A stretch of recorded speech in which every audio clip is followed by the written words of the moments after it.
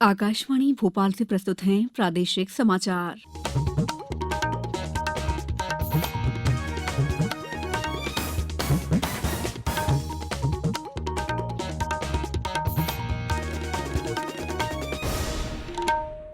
नमस्कार, समाचारों के साथ मैं दीपा सिंह।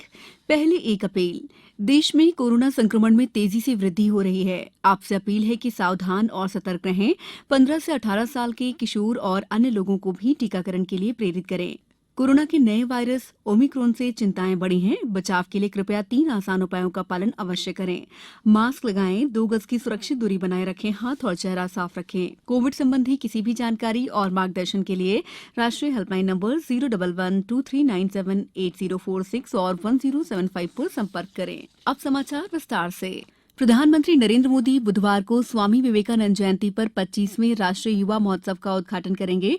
सूचना और प्रसारण मंत्री अनुराग ठाकुर ने लोगों से इस आयोजन में भाग लेने के लिए पंजीकरण कराने का आग्रह किया है। वेबसाइट pmevents.ncog.gov.in पर पंजीकरण कराया जा सकता है। अब तक 20,000 से अधिक लोग पंजीकरण करा चुके हैं।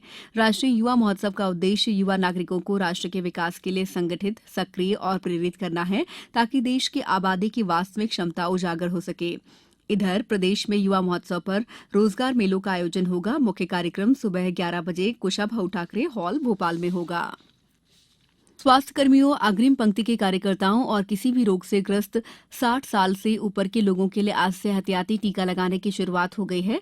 एहतियाती डोज के लिए नए पंजीकरण की जरूरत नहीं है। जबलपुर में विधायक अजय बिश्नोई को गोल बाजार स्थित नूतन मराठी स्कूल में डोज लगाया गया। झाबुआ में 9,847 लोगों को ये तीसरा टीका लगेगा।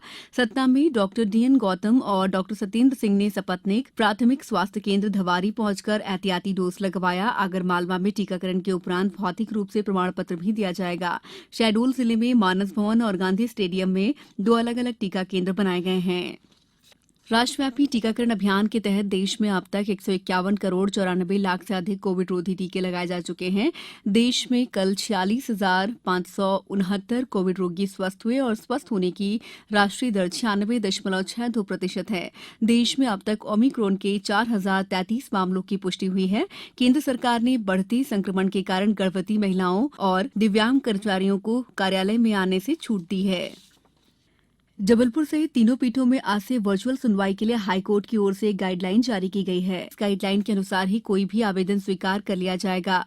महाधिवक्ता कार्यालय को पर्याप्त संख्या में सरकारी अधिवक्ताओं, वकीलों के पैनल की प्रतिनियुक्ति करने के निर्देश दिए गए हैं, जिससे वर्चुअल तरीके से सुनवाई आसानी से हो सके। मुख्य पीठ सहित दोनों खंडपीठ में आवेदनों की प्राथमिकता के आधार पर सुनवाई होगी। कोई भी मामला, फाइल, आवेदन, दस्तावेज अभी काउंटरों के माध्यम से स्वीकार नहीं किया जाएगा। प्रदेश के कई इलाकों में अगले 3 दिन तक बारिश होने की संभावना है। बुधवार तक मौसम का मिजाज इसी तरह बने रहने के आसार हैं। प्रदेश में बारिश के बाद ठंड तेज पड़ेगी। राजधानी भोपाल में आज सुबह से तापमान साफ है, धूप निकली हुई है। बादल छटते ही ठंड ने जोर पकड़ लिया है और लोगों को तीखी सर्दी का एहसास हो रहा है। ग्वालियर, चंबल संभाग में बारिश के साथ ओलावृष्टि के आसार हैं। झाबुआ में लोग अलाव का सहारा ले रहे हैं। होशंगाबाद में रात में पचमढ़ी जैसी ठंड पड़ी है। अब कुछ समाचार संक्षेप में। छतरपुर जिले में मौसम से फसलों को हुए नुकसान का आकलन करने के लिए ड्रोन कैमरे से फसलों की तस्वीरें ली जा रही हैं। आगरमालवा जिले के ग्राम पालखेड़ी और रोझाने के हाई स्कूलों में एसएमडीसी और शिक्षकों के लिए सह उन्मुखीकरण कार्यशाला और प्रशिक्षण का आयोजन हुआ। टीकमगढ़ जिले में पिछले 24 घंटों में कोरोना के 29 नए मरीज मिले हैं। मुरैना कलेक्टर ने आमजन से कोरोना से सुरक्षित रहने के लिए भीड़ भरे क्षेत्रों में न जाने की अपील की है। इस बुलेटिन में इतना ही। अंत में 1 अपील, मास्क और 2 गज की दूरी, हाथ धोना भी है जरूरी। नमस्कार।